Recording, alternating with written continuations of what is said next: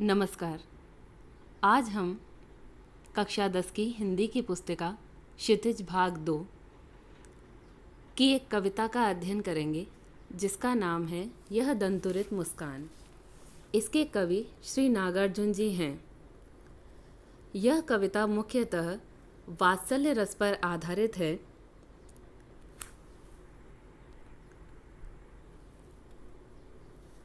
यहाँ आप कवि नागार्जुन जी का चित्र देख सकते हैं। महाकवि नागार्जुन जी का वास्तविक नाम वैद्यनाथ मिश्र है। इनका जन्म बिहार के दरभंगा जिले में सन 1911 में हुआ था। नागार्जुन जी का मैथिली और हिंदी दोनों पर समान अधिकार था। इन्होंने बंगला और संस्कृत में भी रचनाएं की। इन्होंने नागार्जुन और यात्री दोनों नामों से साहित्य सृजन किया है। इन्हें आधुनिक भारत का कबीर भी कहा जाता है। इनकी मुख्य कृतियां हैं युगधारा, प्यासी पथराई आँखें, सतरंगे पंखों वाली, हजार हजार बाहों वाली, तुमने कहा था, पुरानी जूतियों का कोरस। जनवादी कवि बाबा नागार्जुन जी की यह कविता सर्वप्रथम सतरंगे पंखों वाली काव्य संग्रह में संकलित होकर प्रकाशित हुई। वात्सल्य रस से परिपूर्ण इस कविता में कवि छोटे बच्चे की मधुर, पवित्र और मंद मंद मुस्कान की अनेक सुंदर छवियों का भावमय चित्रण कर रहा है। कवि ने माँ के इस उपहार को अमूल्य माना है तथा माँ के प्रति आभार व्यक्त किया है। कवि अपने बच्चे को देखकर पुलकित हो उठता है। वह उसे कहता है कि तुम्हारी यह दंतुरित मुस्कान मृतक में भी जान डाल देने वाली है।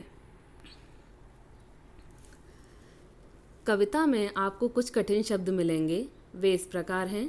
दंतुरित मुस्कान यानी बच्चों की नई नई दांतों वाली मोहक मुस्कुराहट। धूली धूसर गात, धूल मिट्टी से सना हुआ शरीर। जलजात, कमल के फूल। अनिमेष, बिना पलक झपकाए लगातार देखना। इतर, दूसरा। मधुपर्क, दही, शहद, घी, जल और दूध का मिश्रण जिसे पंचामृत कहते हैं। कनखी, तिरछी निगाह से देखना। छविमान, सुंदर। अब हम कविता पर आते हैं। कविता कुछ इस प्रकार है। तुम्हारी यह दंतुरित मुस्कान मृतक में भी डाल देगी जान। धूली धूसर तुम्हारे यह गात, छोड़कर तालाब मेरी झोंपड़ी में खिल रहे जलजात। अर्थात कवि बच्चे को संबोधित करते हुए कहता है कि तुम्हारे नए नए दांतों वाली मुस्कान इतनी मनमोहक है कि ये निर्जीव व्यक्ति में भी प्राणों का संचार कर देती है। अर्थात निराश और हताश लोगों के मन में भी आशा का संचार कर देती है। तुम्हारे धूल भरे शरीर को देखकर ऐसा लगता है मानो तालाब में खिलने वाला कमल का फूल मेरी झोंपड़ी में ही खिल रहा हो। यहाँ बच्चे की तुलना कमल के फूल से की गई है। छू गया तुमसे कि झरने लगे शैफालिका के फूल, बांस था कि बबूल। परस पाकर तुम्हारा ही प्राण, पिघल कर जल बन गया होगा कठिन पाषाण। कवि बच्चे से कहते हैं, हे प्राणों के समान प्रिय बालक, तुम्हारा स्पर्श पाकर तो पत्थर दिल वाले कठोर व्यक्ति भी विनम्र हो जाते हैं। तुम्हारा स्पर्श इतना कोमल है कि तुम्हें छूकर बांस और बबूल के पेड़ से भी शैफालिका के फूल झड़ने लगते होंगे। अर्थात दुष्ट और कटीले हृदय वाले व्यक्ति भी सहृदय बन जाते होंगे। चित्र में आप शैफालिका के फूल देख सकते हैं। आगे कवि कहते हैं, तुम मुझे पाए नहीं पहचान, देखते ही रहोगे अनिमेष। थक गए हो, आँख लूँ मैं फेर। क्या हुआ यदि हो सके परिचित न पहली बार। यदि तुम्हारी माँ न माध्यम बनी होती आज, मैं न सकता देख, मैं न पाता जान तुम्हारी यह दंतुरित मुस्कान। अर्थात जब बच्चा पहली बार किसी अजनबी को देखता है तो उसे लगातार घूरता रहता है। इस कारण कवि मुस्कुराते हुए बालक से कहता है कि तुम मुझे पहचान नहीं पाए। इसी प्रकार लगातार बिना पलक झपकाए अजनबी की तरह मुझे देख रहे हो। बच्चों की प्रायः यह आदत होती है कि वह नई चीज़ को लगातार देखते रहते हैं। कवि कहते हैं, इस प्रकार लगातार मेरी ओर देखने से तुम थक जाओगे, तो मैं ही तुम्हारी ओर से अपनी दृष्टि हटा लेता हूँ। क्या हुआ यदि पहली बार में हम परिचित न हो सके तो कोई बात नहीं। यहाँ कवि अपनी पत्नी के प्रति कृतज्ञता व्यक्त करते हुए कहता है कि यदि तुम्हारी माँ तुम्हारा परिचय मुझसे न कराती, यदि तुम्हारी माँ तुम्हें संसार में लाने का माध्यम न बनती, तो मैं तुम्हारी नई नई दांतों वाली मोहक मुस्कुराहट देखने का सौभाग्य प्राप्त ही न कर पाता।